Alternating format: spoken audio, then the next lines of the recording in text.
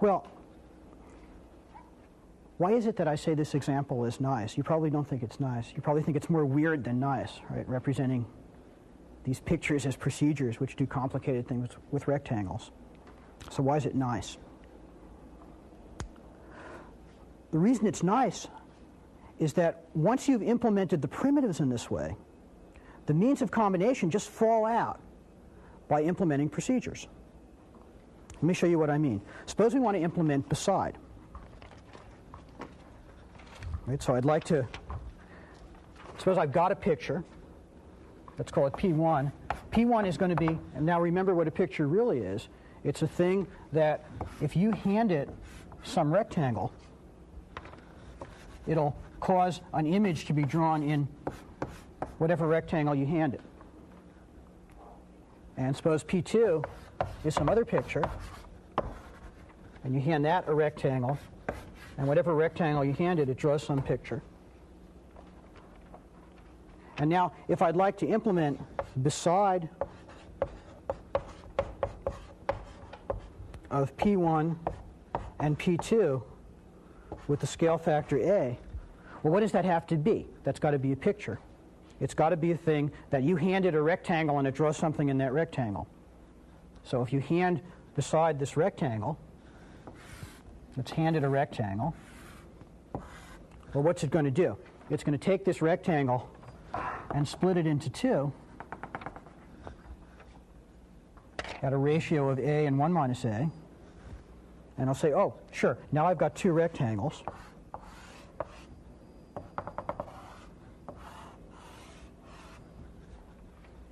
And now it goes off to P1 and says, P1, well, draw yourself in this rectangle. And goes off to P2 and says, P2, fine, draw yourself in this rectangle. The only computation it has to do is figure out what these rectangles are.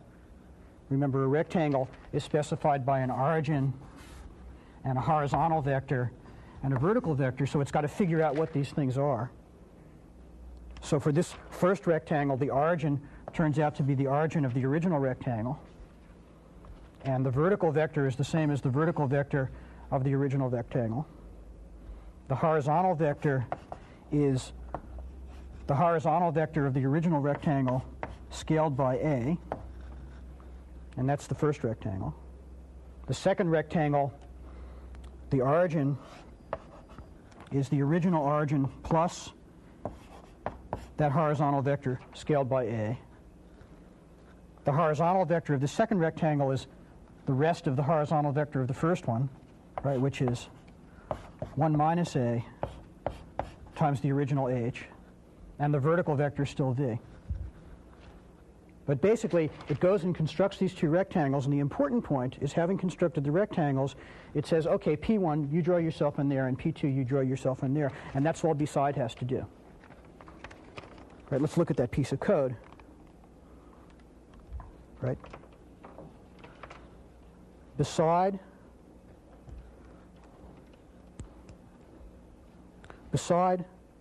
of a picture and another picture with some scaling ratio is, first of all, since it's a picture, a procedure that's going to take a rectangle as argument. What's it going to do? It says, P1, draw yourself in some rectangle, and P2, draw yourself in some other rectangle. And now what are those rectangles? Well, here's the computation. It makes a rectangle, and this is the algebra I just did on the board. The origin something, and the horizontal vector something, and the vertical vector something. And for P2, the rectangle it wants has some other origin and horizontal vector and vertical vector. But the important point is that all it's saying is, P1, go do your thing in one rectangle, and P2, go do your thing in another rectangle. That's all beside has to do. Okay, similarly rotate. See, if I have a picture, if I have this picture A, and I want to look at, say, rotating A by 90 degrees, what that should mean is, well, take this rectangle, which is origin and horizontal vector and vertical vector, and now pretend that it's really the rectangle that looks like this, which has an origin and a horizontal vector up here and a vertical vector there. And now draw yourself with respect to that rectangle. Let me show you that as a procedure. All right, so the rotate 90 of a picture is, again, a procedure of a rectangle which says, okay, picture, draw yourself in some rectangle. And then this algebra is the transformation on the rectangle. It's the one which makes it look like the rectangle sideways, the origin someplace else, and the vertical vector someplace else, and the horizontal vector someplace else, and the vertical vector someplace else. Okay? Okay, again, notice the crucial thing that's going on here is you're using the representation of pictures as procedures to automatically get the closure property. Because what happens is, beside just has this thing P1. Beside doesn't care if that's a primitive picture or it's line segments or if P1 is itself the result of doing aboves or besides or rotates. All beside has to know about, say, P1 is that if you hand P1 a rectangle, it'll cause something to be drawn. And above that level, beside just doesn't, it's none of its business how P1 accomplishes that drawing. Right, so you're using the procedural representation to ensure this closure. Okay. So implementing pictures as procedures makes these means of combination, both pretty simple and also, I think, elegant. But that's not the real punchline. The real punchline comes when you look at the means of abstraction in this language. Because what have we done? We've implemented the means of combination themselves as procedures. And what that means is that when we go to abstract in this language, everything that Lisp supplies us for manipulating procedures is automatically available to do things in this picture language. The technical term I want to say is not only is this language implemented in Lisp, which obviously is, but the language is nicely embedded in Lisp.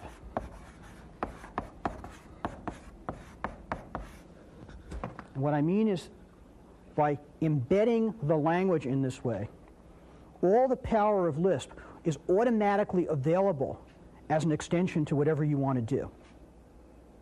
Now, what do I mean by that?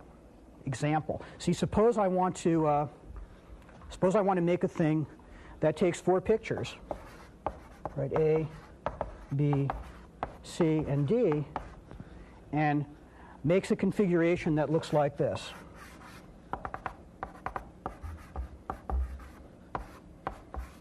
You might call that 4 pictures or something. 4-picked configuration. How do I do that? Well, I can obviously do that. I just write a procedure that takes B above D and A above C and puts those things beside each other. So I automatically have Lisp's ability to do procedure composition. And I didn't have to make that specifically in the picture language. It's automatic from the fact that the means of combination are themselves procedures. Or suppose I wanted to do something a little bit more complicated. I wanted to put in a parameter so that for each of these I could independently specify a rotation by 90 degrees. That's just putting a parameter in the procedure. It's automatically there. Right? It automatically comes from the embedding. Or, even more. Suppose I wanted to, use recursion. Let's look at a recursive means of combination on pictures. I could say let's see if you can figure out what this one is. Suppose I say define what it means to right push a picture, right push a picture and some integer n and some scale factor a. I'll define this to say if n equals 0, then the answer is the picture. Otherwise, I'm going to put, name change, P. Otherwise, I'm going to take P and put it beside the result of recursively right pushing P with n minus 1 and A, and use a scale factor of A.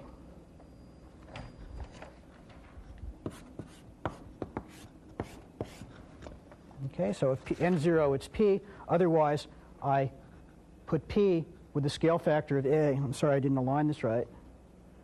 Recursively beside the result of right pushing P n minus 1 times with the scale factor of A. There's a recursive means of combination.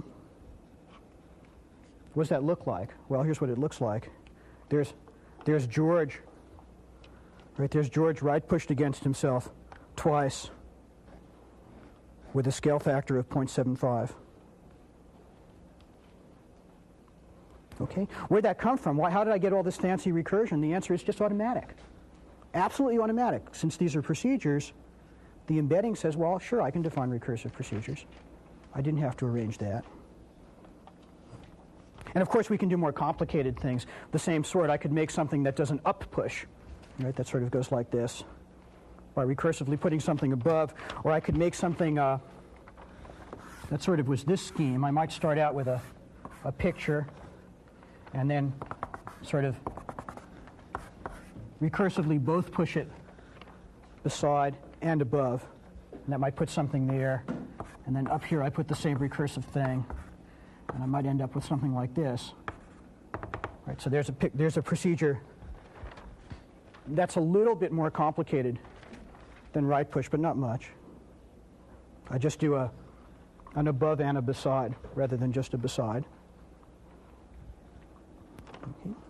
Now if I take that and apply that with the idea of putting 4 pictures together, which I can surely do, and I go and I apply that to Q, which we defined before, right? What I end up with is this thing, which is sort of the square limit of Q done twice. Right, and then we can compare that with Escher's square limit. And you see it's sort of the same idea. Escher's is, of course, much, much prettier. If we go back and look at George, right? If we go look at George here, see I started with a fairly arbitrary design, this picture of George, and did things with it. Right, whereas if we go look in the Escher picture, right, the Escher picture is not an arbitrary design. It's this very, very clever thing, so that when you take this fish body and rotate it and shrink it down, it bleeds into the next one really nicely. And of course, with George, I didn't really do anything like that. So if we look at George, right, there's a little bit of matchup, but not very nice, and it's pretty arbitrary. One very nice project, by the way, would be to write a procedure that could take some basic figure, like this George thing, and start moving the ends of the lines around, so you got a really nice one when you went and did that square limit process. That'd be a really nice thing to think about. Well, so we can combine things, we can have recursive procedures, we can do all kinds of things, and that's all automatic. Right? The important point, the difference between merely implementing something in a language and embedding something in the language, so that you don't lose the original power of the language, and what Lisp is great at. See, Lisp is a lousy language for doing any particular problem. What it's good for is figuring out the right language that you want and embedding that in Lisp. That's the real power of this approach to design. Of course, we can go further. See, you saw the other thing that we can do in Lisp is capture general methods of doing things as higher order procedures. And you probably, just from me drawing it, got the idea that right push and the analogous thing where you push something up and up and up and up, and this corner push thing are all generalizations of a common kind of idea. So just to illustrate and give you practice in looking at a fairly convoluted use of higher order procedures, let me show you the general idea of pushing some means of combination to recursively repeat it. Right, so here's a good one to puzzle out. We'll define what it means to push using a means of combination. And comb is going to be something like beside or above. Well, what's that going to be? That's going to be a procedure. Remember what beside actually was. Right? It took a picture. Took two pictures and a scale factor. Using that, I produced something that took a level number and a picture and a scale factor that I called right push. So this is going to be something that takes a picture, a level number, and a scale factor. And it's going to say, I'm going to do some repeated operation. I'm going to repeatedly apply the procedure which takes a picture and applies the means of combination to the picture and the original picture and the one I took in here and the scale factor. And I do the thing which repeats this procedure n times. And I apply that whole thing to my original picture. Repeated here, in case you haven't seen it, is another higher order procedure that takes a procedure and a number and returns for you another procedure that applies this procedure n times. And I think some of you have already written repeated as an exercise, but if you haven't, it's a very good exercise in thinking about higher order procedures. But in any case, the result of this repeated is what I apply to picture. And having done that, that's going to capture that is the thing, the way I got from the idea of beside to the idea of right push. So having done that, I could say, define right push to be push of beside. Or if I say define up push to be push of above, I'd get the analogous thing, or define corner push to be push of some appropriate thing that did both of beside and above. Or I could push anything. Anyway, if you're having trouble with lambdas, this is an excellent exercise in figuring out what this means. Okay. Okay, well, there's a lot to learn from this example. The main point I've been dwelling on is the notion of nicely embedding a language inside another language, right? So that all the power of this language like Lisp, of the surrounding language, is still accessible to you and appears as a natural extension of the language that you built. That's one thing that this example shows very well. Okay. Another thing is, if you go back and think about that, what's procedures and what's data? You know, by the time we get up to here, my God, what's going on? I mean, this is some procedure, and it takes a picture and an argument. And what's a picture? Well, a picture itself, as you remember, was a procedure, and that took a rectangle, and a rectangle is some abstraction. And I hope now that by now you're completely lost as the question of what in the system is procedure and what's data. You see, there isn't any difference. There really isn't. And you might think of a picture sometimes as a procedure and sometimes as data, but that's just sort of, you know, making you feel comfortable. It's really both in some sense, or neither in some sense. Okay. There's a more general point about the structure of this system, the structure of a system as creating a language, viewing the engineering design process as one of creating a language, or rather one of creating a sort of sequence of layers of language. You see, there's this methodology, or maybe I should say mythology, that's sort of charitably called software, quote, engineering, right? And what does it say? It says, well, you go and you figure out your task and you figure out exactly what you want to do.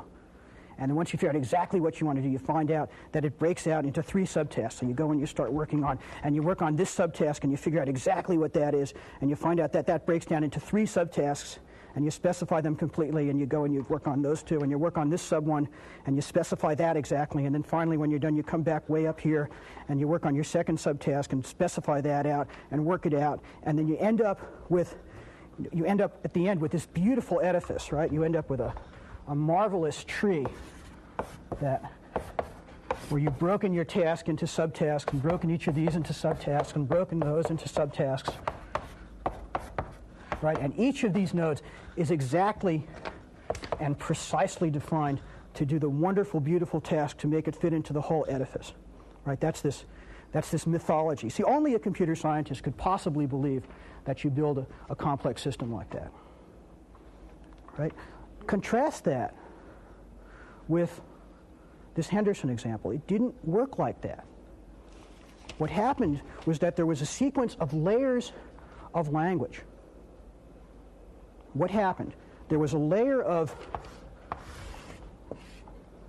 a thing that allowed us to build primitive pictures. There's primitive pictures. And that was a language. I didn't say much about it. We talked about how to construct George, but that was a language where you talked about vectors and line segments and points and where they sat in the unit square. And then on top of that, right, on top of that, so this is the language of primitive pictures. Right, talking about line segments and particular pictures in the unit square. On top of that was a whole language. There was a language of geometric combinators. Right, a language of geometric positions, which talks about things like above and beside and right push and rotate. And those things sort of happen with reference to the things that are talked about in this language. And then if we like, we saw that above that, there was sort of a language of schemes of combination.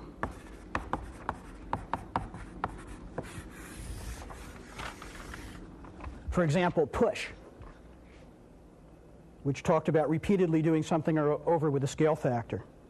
And the things that were being discussed in that language were sort of the things that happened down here. So what you have is, at each level, the objects that are being talked about are the things that were erected at the previous level. What's the difference between this thing and this thing? The answer is that over here in the tree, each node, and in fact each decomposition down here, is being designed to do a specific task. Whereas in the other scheme, what you have is a full range of linguistic power at each level. See, what's happening there at any level is it's not being set up to do a particular task. It's being set up to talk about a whole range of things. The consequence of that for design is that something that's designed in that method is likely to be more robust. Where by robust, I mean that if you go and make some change in your description, it's more likely to be captured by a change, by a corresponding change in the way that that the language is implemented at the next level up. Right? Because you've made these levels full. So you're not talking about a particular thing like beside. You've given yourself a whole vocabulary to express things of that sort. So if you go and change your specifications a little bit, it's more likely that your methodology will be able to adapt to capture that change. Whereas a design like this is not going to be robust, because if I go and change something here, that might affect the entire way that I decomposed everything down, further down the tree.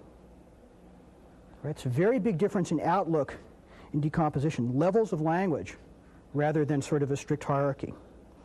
Not only that, but when you have levels of language, you're giving yourself different vocabularies for talking about the design at different levels. So if we go back and look at George one last time, if I wanted to change this picture George, see, suddenly I have a whole different ways of describing the change. Like, for example, I may want to go to the basic primitive design and move the endpoint of some vector.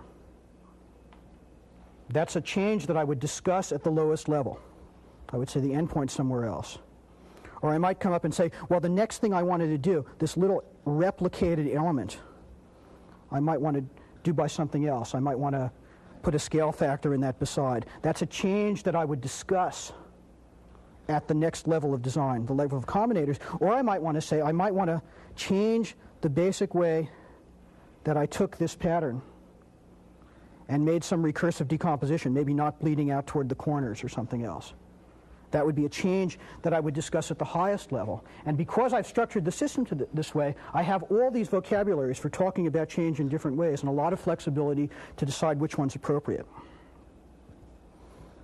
Okay, well, that's sort of a big point about the difference in software methodology that comes out from Lisp. And it all comes, again, out of the notion that really the design process is not so much implementing programs as implementing languages. And that's really the power of Lisp. Okay, thank you. Let's take a break.